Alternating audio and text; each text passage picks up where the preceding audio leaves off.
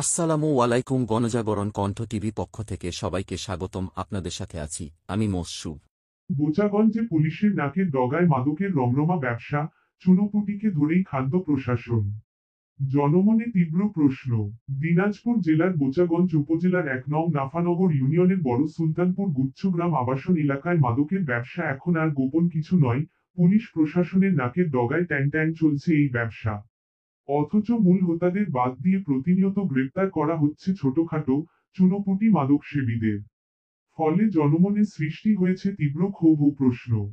স্থানীয় সূত্রে জানা যায়, এই মাদক চক্রের পেছনে রয়েছেন কিছু প্রভাবশালী ব্যক্তি, যাদের নাম বারবার উঠে আসছে।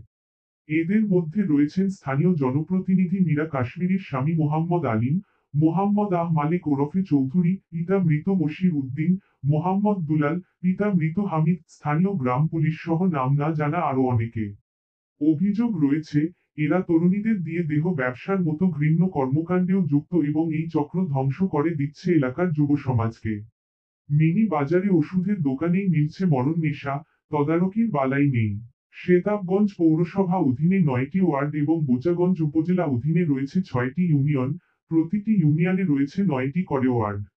এসব এলাকায় ছড়িয়ে ছিটিয়ে থাকা ছোট ছোট মিনি বাজারে রয়েছে অসংখ্য ডাক্তার, ফার্মেসি ও ওষুধের দোকান, যেখানে সহজলভ্য হয়ে উঠেছে মরণ নেশার ওষুধ, যেমন টপেন্ডা, ডিসিপিন-২ সহ বিভিন্ন উত্তেজক ও ঘুমের ওষুধ।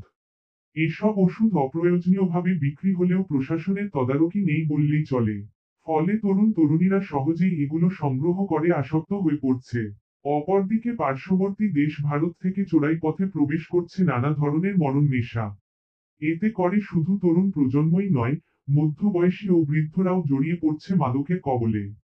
এরই প্রেক্ষিতে এলাকায় বেড়ে গেছে চুরি, ছিনতাই, ডাকাতি, রাহাজানি, কালোবাজারি ও দুর্নীতির মতো অপরাধ। স্থানীয়দের অভিযোগ, এসব ঘটনা প্রশাসনের চোখের সামনে ঘটলেও বোচাগঞ্জ থানা পুলিশ দেখেও না দেখার ভান করছে। তারা মূল হোতাদের ধরতে ব্যর্থ হলেও মাঝে মাঝে অভিযান চালিয়ে ছোটখাটো মাদকসেবী বা বহনকারীদের আটক করে শুধুই লোক দেখানো কাজ করছে। এ বিষয়ে সরেজমিনে তদন্ত করে নিরপেক্ষভাবে ঘটনা যাচাইয়ের দাবি জানিয়েছেন ভুক্তভোগীসহ শেতাবগঞ্জ পৌরসভা ও বোচাগঞ্জ উপজেলার সাধারণ জনগণ। সেই সাথে তারা পুলিশ প্রশাসনের ঊর্ধ্বতন কর্মকর্তাদের কাছে বিষয়টি খতিয়ে দেখার জন্য জোর দাবি জানিয়েছেন।